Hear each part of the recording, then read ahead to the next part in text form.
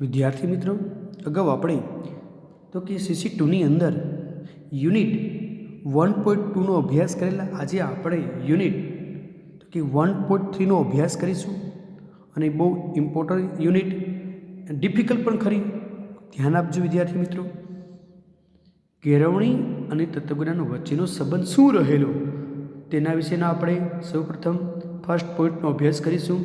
પોઈન્ટનું નામ તત્વજ્ઞાન કેળવણી એ અનુસરવાનો માર્ગ સૂચવે છે. એ મુદ્દો આપણે જોઈએ કે શું કહેવા માગે છે. હવે કેળવણી એટલે વર્તનમાં પરિવર્તન લાવવું, પરંતુ કયા વર્તનમાં કેવું પરિવર્તન? વર્તનમાં નો ડાઉટ પરિવર્તન આવતું છે, પણ કેવું પરિવર્તન એ પ્રશ્નનો જવાબ તત્વજ્ઞાન આપે છે. કોણ આપે છે? તત્વજ્ઞાન. વર્તનમાં પરિવર્તન તો થતું હોય છે, પણ કેવું પરિવર્તન થાય, કયા વર્તનમાં કેવું પરિવર્તન થાય, એ પ્રશ્નનો જવાબ તો કોણ આપે? તો કે તત્વજ્ઞાન જ આપે. કયા વર્તન વ્યવહારો અપેક્ષિત છે ઉપરાંત કયા કયા પ્રકારના જે વર્તન જે વ્યવહારો જે છે, બિહેવિયર જે કહેવાય છે, એ અપેક્ષિત છે કે નહીં તે પણ નક્કી કરે છે. કયું જ્ઞાન ધારણ કરવું ઉપરાંત કયું જ્ઞાન એમાંથી ધારણ કરવું, શિક્ષક વિદ્યાર્થીના સંબંધો, શિસ્ત જેવી બાબતોમાં કયા આદર્શો સ્વીકારવા. ટૂંકમાં શિક્ષક અને વિદ્યાર્થી વચ્ચેના સંબંધની વાત થતી હોય અથવા એના જે ડિસિપ્લિનની વાત થતી હોય, જેવી બાબતોમાં કયા આદર્શોનો સ્વીકાર કરવો, એક્સેપ્ટ કરવું, એ માટેના સિદ્ધાંતો તત્વજ્ઞાન આપે છે. કોણ આપે છે? તત્વજ્ઞાન. તત્વજ્ઞાન શું આપે છે? એક તો શિક્ષક વિદ્યાર્થી વચ્ચેના સંબંધો, ડિસિપ્લિન, શિસ્ત જેવી બાબતોમાં કયા આદર્શો એક્સેપ્ટ કરવા, સ્વીકારવા, એ માટેના સિદ્ધાંતો અહીંયા તત્વજ્ઞાન આપે છે. એ સિદ્ધાંતોનું વાસ્તવમાં આ જે સિદ્ધાંતો આપે છે તત્વજ્ઞાન, એ સિદ્ધાંતોનું વાસ્તવમાં એનું પરીક્ષણ કરવાની પ્રયોગ કરવામાં આવે છે. તેને કેળવણી કહેવાય છે. આથી શિક્ષણને, કેળવણીને એપ્લાઇડ ફિલોસોફી કહે છે. આથી જ શિક્ષણને, કેળવણીને એપ્લાઇડ ફિલોસોફી કહેવામાં આવેલું. સર જ્હોન એડમ્સ એટલે જ કહ્યું છે, સર જ્હોને એટલે જ એવું કહ્યું કે શિક્ષણ એ તત્વજ્ઞાનની ક્રિયાત્મક બાજુ છે. શિક્ષણ શું કહેવામાં આવેલું કે શિક્ષણ એ તો તત્વજ્ઞાનની એક ક્રિયાત્મક પાર્ટ રહેલો છે, એક ભાગ રહેલો છે, એક બાજુ રહેલું છે. તો ઇંગ્લિશમાં આપેલું છે વિદ્યાર્થી મિત્રો કે education is the dynamic side of philosophy. કે એજ્યુકેશન એ તો ફિલોસોફીનું, તત્વજ્ઞાનનું એક ક્રિયાત્મક સાઇડ બાજુ છે. કે ક્રિયાત્મક ભાગ કહેલું કોનું? કે તત્વજ્ઞાનનું ક્રિયાત્મક બાજુ છે. શિક્ષણ જે છે એક બાજુમાં, કોની બાજુમાં? તત્વજ્ઞાનનું ક્રિયાત્મક બાજુ તરીકે દર્શાવવામાં આવેલું છે. ત્યારબાદ જોઈએ આપણે સેકન્ડ પોઈન્ટ એનો તત્વજ્ઞાન પ્રસાર માટેનું સૌથી મહત્વનું માધ્યમ કેળવણી છે. એ મુદ્દો આપણે જોઈએ શું કહેવા માંગે. તત્વજ્ઞાની સત્યની સતત શોધ કરે છે. તત્વજ્ઞાની શું હોય છે? ફિલોસોફર હંમેશા સત્યની સતત શોધ કરે છે. વિશ્વની ખરી પ્રકૃતિ, વિશ્વની સત્ય જે પ્રકૃતિ, માણસની પ્રકૃતિ, અસ્તિત્વની યથાર્થતા વિશે વિચાર કરે છે. કોણ? ફિલોસોફર હંમેશા એક તો વિશ્વની સત્ય પ્રકૃતિ, માણસની પ્રકૃતિ, અસ્તિત્વની યથાર્થતા વિશે સતત ફિલોસોફર વિચાર જ કરે છે. અને કેળવણી દ્વારા વિચાર કરીને અને કેળવણી દ્વારા તેનો પ્રચાર કરે છે. અને ફિલોસોફર શું કરે છે? સાઈડમાં બાજુમાં જે કેળવણી જે છે તેના દ્વારા, તેના માધ્યમથી એનો પ્રચાર પણ કરે છે. પ્રોફેસર જેમ્સ રોસના મત મુજબ, એના મત મુજબ જોઈએ તો ફિલોસોફી અને કેળવણી એ એક સિક્કાની બે બાજુ છે. અહીંયા જેમ્સ રોસના મત મુજબ ફિલોસોફી અને કેળવણી આ બંને જે છે એ તો એક સિક્કાની બે બાજુ છે. એક બાજુની વાત કરી, એક તો કે ચિંતનાત્મક બાજુ છે અને બીજું ક્રિયાત્મક બાજુ. જો વિદ્યાર્થી મિત્રો કહેવામાં આવેલું કે સિક્કાની બે બાજુની વાત થઈ છે, ત્યારે એક બાજુ જે છે ચિંતનાત્મક આવી જાય છે અને બીજી બાજુ ક્રિયાત્મક બાજુ આવે છે. પોતે જે માનતો હોય તે માન્યતા વિકસાવવાની પ્રયત્ન કરનાર વ્યક્તિની અસર એ જ શિક્ષણ કહેવામાં આવેલું અહીંયા કે કોઈ પણ વ્યક્તિ પોતે જે માનતો હોય તે માન્યતા એને ડેવલપ કરવાનું એને પ્રયત્ન કરનાર વ્યક્તિની જે અસર એ જ શિક્ષણ. આમ તત્વજ્ઞાનની માન્યતાઓનો કેળવણી સમાજમાં પ્રચાર પ્રસાર કરે છે. ત્યારબાદ જોઈએ આપણે ત્રીજો પોઈન્ટ જોઈએ. ફિલસૂફી કેળવણીની યોજનાઓમાં તાદસ્ય થાય છે. તો એ મુદ્દો જોઈએ, શું કહેવા માગે છે? પ્લેટો, એરિસ્ટોટલ, લોક, કેન્ટ, રિગલ્સ, જોન ડ્યુઈ, રૂસો, આ બધા દરેક વગેરે પોતાની ફિલસૂફીને શૈક્ષણિક યોજનાઓમાં, આ દરેક લોકોએ પોતાની જે ફિલસૂફી રહેલી એને શૈક્ષણિક યોજનાઓમાં પ્રતિબિંબિત કરેલ છે. સોક્રેટિસની પ્રશ્ન પદ્ધતિ, જે સોક્રેટિસને આપણે ઓળખીએ સારી રીતે, એ સોક્રેટિસની જેની પ્રશ્ન પદ્ધતિ હતી એ ટાગોરનું જે ભ્રમણ દ્વારા શિક્ષણ, ટાગોરનું કયું શિક્ષણ? ટાગોરનું ભ્રમણ દ્વારા શિક્ષણ, ગાંધીજીની વર્ધા યોજના, જોન ડ્યુઈનું વૈચારિક ચિંતન એ આજે પણ શિક્ષણમાં જોવા મળે છે. આ બાજુ શું? આજે પણ શિક્ષણમાં બધું જોવા મળે છે. શું જોવા મળે છે?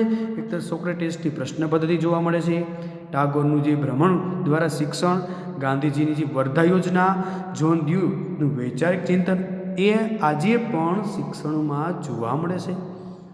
શિક્ષણ એ ભ્રમણ, સમવાય કે વૈચારિક ચિંતનનો જ પરિપાક હોઈ શકે એવું કહેવામાં આવેલું.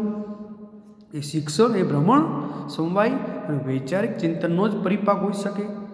Socrates, Rabindranath Tagore, Gandhiji, John Dewey, આ ફિલસૂફી છે, આ લોકોની ફિલસૂફી.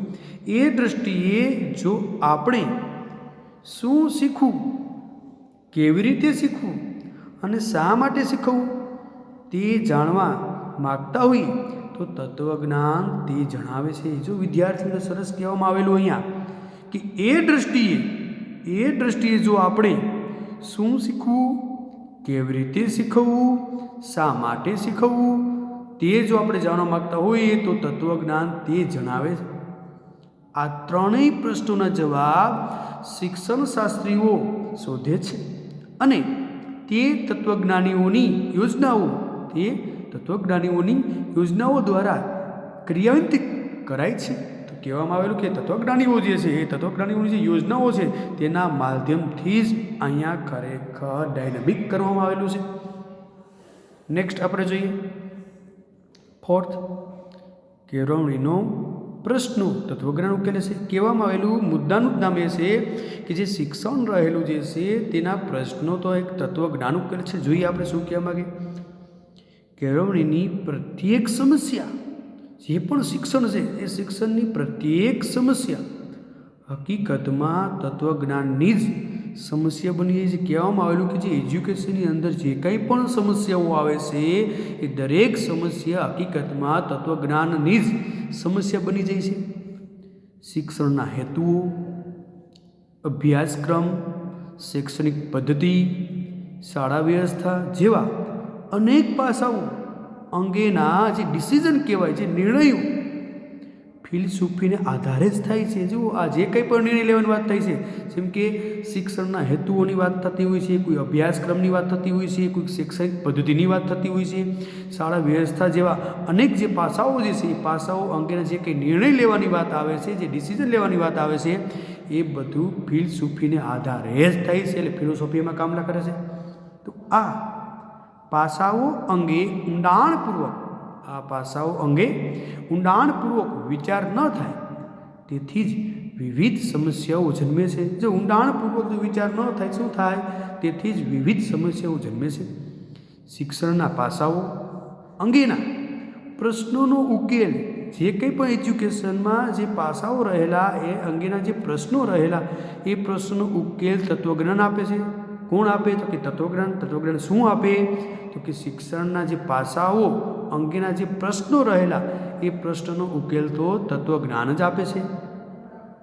ઉકેલ પાછળના સિદ્ધાંતો પણ જે ઉકેલ આપે છે, તત્વજ્ઞાન જે ઉકેલ આપે છે, ઉકેલ પાછળના સિદ્ધાંતો પણ તત્વજ્ઞાન જ સ્પષ્ટ કરે છે. એ સિદ્ધાંતો પણ તત્વજ્ઞાન સ્પષ્ટ કરે. આદર્શ શું, જાણવા જેવું શું, મૂલ્યકાન શું, તે તત્વજ્ઞાન કહે છે. તત્વજ્ઞાન શું કહે છે, ફિલોસોફી શું કહે છે, એ તો એવું કહે છે કે આદર્શ શું રહેલું છે, જાણવા જેવું શું, મૂલ્યકાન શું, આ બધું જ તત્વજ્ઞાન કહે છે. સાથોસાથ તે અંગેના આનુષંગિક કોઈ પણ પ્રશ્ન, સમસ્યાનો ઉકેલ પણ તત્વજ્ઞાન જ આપે છે. વિદ્યાર્થી મિત્રો, તત્વજ્ઞાન ઉપર વધારે ભાર આપવામાં આવેલું છે. જે કાંઈ પણ પ્રશ્નો હોય એનો ઉકેલ તો અહીંયા ખરેખર એક તત્વજ્ઞાન જ આપે છે. એવું કહેવામાં આવે છે કોઈ પણ સમસ્યા હોય, શિક્ષણની, એજ્યુકેશનની કોઈ પણ સમસ્યા હોય, પણ અહીંયા તો તત્વજ્ઞાન જ ખરેખર એનો ઉકેલ આપે છે.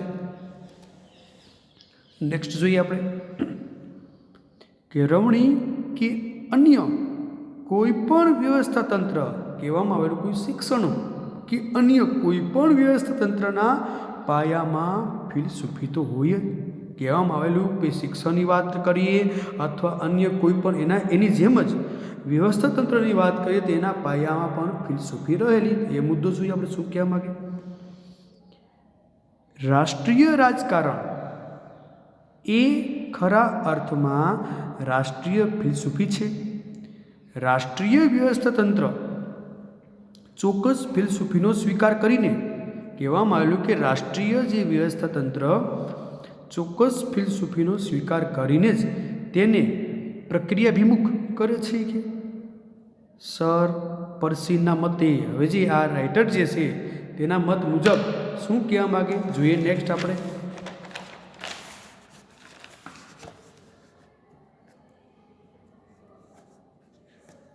રાષ્ટ્રની કોઈ પણ યોજના એ હકીકતમાં તો પ્રાયોગિક રીતે અમલમાં મૂકેલ રાષ્ટ્રીય ફિલસૂફી છે. વિદ્યાર્થી મિત્રો, કહેવામાં આવેલું કે રાષ્ટ્રની કોઈ પણ યોજના હોય એ હકીકતમાં તો પ્રાયોગિક રીતે અમલમાં મૂકેલ રાષ્ટ્રીય ફિલસૂફી છે. કે રાજ્યથી નાનું વ્યવસ્થા તંત્ર એટલે કે સમાજ, રાજ્યથી નાનું વ્યવસ્થા તંત્ર એટલે કયું, તો કે સમાજ. કે કેળવણી લઈએ તો તેને માટે પણ આ ખરું છે. કેળવણીનું સમગ્ર વ્યવસ્થા તંત્ર એ રાષ્ટ્રીય વ્યવસ્થા તંત્રની ફિલસૂફીને સુસંગત જ હોય છે. વિદ્યાર્થી મિત્રો, કહેવામાં આવેલું કે કેળવણીનું સમગ્ર જે વ્યવસ્થા તંત્ર એ રાષ્ટ્રીય જે વ્યવસ્થા તંત્રની ફિલસૂફીને જ સુસંગત જ હોય છે, એને લગતું જ હોય છે, એની સાથે જોડાયેલું હોય છે એવું લાગે. આપણે લોકશાહી વ્યવસ્થા તંત્ર સ્વીકાર્યું છે એટલે લોકશાહીના સિદ્ધાંતો રાષ્ટ્ર, રાજ્ય, સમાજ કે કેળવણીના વ્યવસ્થા તંત્રના પાયામાં જ હોય તે સ્વાભાવિક છે. કહેવામાં આવેલું અહીંયા કે લોકશાહીના સિદ્ધાંતો રાષ્ટ્ર, રાજ્ય, સમાજ કે કેળવણી આ બધાના જે વ્યવસ્થા તંત્રના જે પાયામાં, એ જે વ્યવસ્થા તંત્રનું જે મેનેજમેન્ટ જે કહેવાય છે, જે બેઝ મેનેજમેન્ટ કહેવાય છે, એના પાયામાં જ હોય તે સ્વાભાવિક છે એવું કહેવામાં આવેલું. નેક્સ્ટ આપણે જોઈએ, ફિલસૂફી કેળવણીમાંથી ઉદ્ભવે છે. જુઓ, એ ફિલસૂફી એટલે ફિલોસોફી એ કેમાંથી, તો કે શિક્ષણમાંથી ઉદ્ભવે છે. તો જોઈએ શું કહેવા માગે છે. ફિલસૂફી જો વ્યવહારો મૂકી શકાય, કહેવામાં આવેલું કે ફિલસૂફી જો વ્યવહારમાં મૂકી શકાય એવી અને કામ આપે એવી હોય તો તે સિદ્ધાંત છે. વિદ્યાર્થી મિત્રો, એ કહેવામાં આવેલું કે ફિલસૂફી જો વ્યવહારમાં મૂકી શકાય એવી હોય અને કામ સાથે હોય, એટલે કે કામ આપે એવી હોય તો તેને સિદ્ધાંત કહેવાય. જ્હોન ડ્યુઈ માને છે, અહીં જ્હોન ડ્યુઈ જે છે એ માને છે કે કેળવણી જીવનની પ્રક્રિયા છે. કહેવા માગે કે શિક્ષણ તો એક તો જીવનની પ્રક્રિયા છે. ભવિષ્યના જીવન માટેની કોઈ પ્રકારની તૈયારી નથી. કહેવામાં આવેલું કે ભવિષ્યના જીવન માટેની કોઈ પ્રકારની તૈયારી નથી. જીવનના વિવિધ કાર્યો માટે, જીવનના જે કંઈ વિવિધ કાર્યો માટે જે સિદ્ધાંતો માનવ કેળવણી દ્વારા ઘડે છે, માં કહેવામાં આવેલું કે જીવનના વિવિધ કાર્યો, ઘણા બધા અલગ અલગ પ્રકારના કાર્યો માટે જે સિદ્ધાંતો, જે કંઈ અલગ અલગ જે સિદ્ધાંતો માનવ શિક્ષણ દ્વારા ઘડે છે, કેળવણી દ્વારા ઘડે છે, તે જ વ્યવહારમાં કામ આવે છે. તે જ વ્યવહારમાં જે સિદ્ધાંતો જે છે માનવ કેળવણી દ્વારા ઘડે છે, તે જ વ્યવહારમાં કામ આવે છે. તે જ સત્ય છે અને તે જ ફિલોસોફી છે. કહેવામાં આવેલું તે જ વ્યવહારમાં કામ આવે, તે જ સત્ય અને તે જ ફિલોસોફી છે, એવું અહીંયા જ્હોન ડ્યુ પોતાના મંતવ્ય પ્રમાણે કહેવા માગે છે. નેક્સ્ટ તો કે 7, કોઈ પણ તત્વજ્ઞાન કેળવણીમાં જ પરિણામે છે. કોઈ પણ તત્વજ્ઞાન હોય અંતે તો એ શિક્ષણમાં જ એનું પરિણામ આવે છે. જોઈએ શું કહેવા માગે. આખા સમાજના મૂલ્યોમાં પરિવર્તન આણવામાં કોઈને સફળતા મળે તો તેને આપણે ચિંતક કહીએ છીએ. જો સરસ મજાનું વાક્ય આવ્યું કે આખા સમાજની વાત થઈ છે. આખા સમાજના મૂલ્યોમાં પરિવર્તન જ્યારે આણવામાં કોઈને સફળતા મળે અથવા તો પરિવર્તન આવે, પરિવર્તનના માધ્યમથી જ્યારે સફળતા મળે તો તેને આપણે ચિંતક કહીએ છીએ. દરેક માનવી સ્વભાવે પ્રચારક હોય છે. કોઈ પણ માનવી સ્વભાવે કેવું હોય છે? પ્રચારક હોય છે. પછી તે સામ્ય, સમાજ, ફાસી, નાજી કે સર્વોદય હોઈ શકે. આ દ્રષ્ટિએ બુદ્ધ, મહાવીર, શંકરાચાર્ય, મોહમ્મદ પૈગંબર, ઈસુ, દયાનંદ, માર્ક્સ, ગાંધી, વિનોબા, જી પ્રકાશ નારાયણ મોટા પ્રચારક ગણાય છે. આ બધા જે નામ આપવામાં આવેલા બુદ્ધથી માંડીને કે અંતે જયપ્રકાશ નારાયણ સુધી જે બધાના નામ આપેલા મોટા ભાગના બધા જ ખૂબ જ સારા મોટા પ્રચારક જ ગણાયા. વ્યક્તિગત અને સામાજિક જીવનમાં પરિવર્તન અને પરિમાર્જન કરવાના પ્રયાસો પ્રત્યેક મહાત્માઓએ કર્યા. આ જેટલા પણ મહાત્માના નામ લીધેલા આપણે, દરેક લોકોએ શું કર્યું? દરેક લોકોએ પોતાનું વ્યક્તિગત અને સામાજિક જીવનમાં એક તો પરિવર્તન અને પરિમાર્જન કરવાનો ખૂબ જ પ્રયત્ન કર્યો. પ્રત્યેક મહાત્માએ આ રીતે કર્યું. વ્યક્તિ કે સમાજ જીવનમાં પરિવર્તન આણવાની આ પ્રક્રિયાને શિક્ષણ કહેવાય. કહેવામાં આવેલું કે વ્યક્તિ કે સમાજ જીવનમાં પરિવર્તન જ્યારે આણવાની આ પ્રક્રિયાને શિક્ષણ કહેવાય. તો અહીંયા આ પોઈન્ટ જે છે તેને આ રીતે આપણે સમજી શકીએ છીએ. જો વિદ્યાર્થી મિત્રો આ સિવાયના પણ મુદ્દાઓ રહેલા છે 1.3 ની અંદર. નેક્સ્ટ પિરિયડમાં આપણે આના વિશે વધારે વિગતવાર અભ્યાસ કરીશું.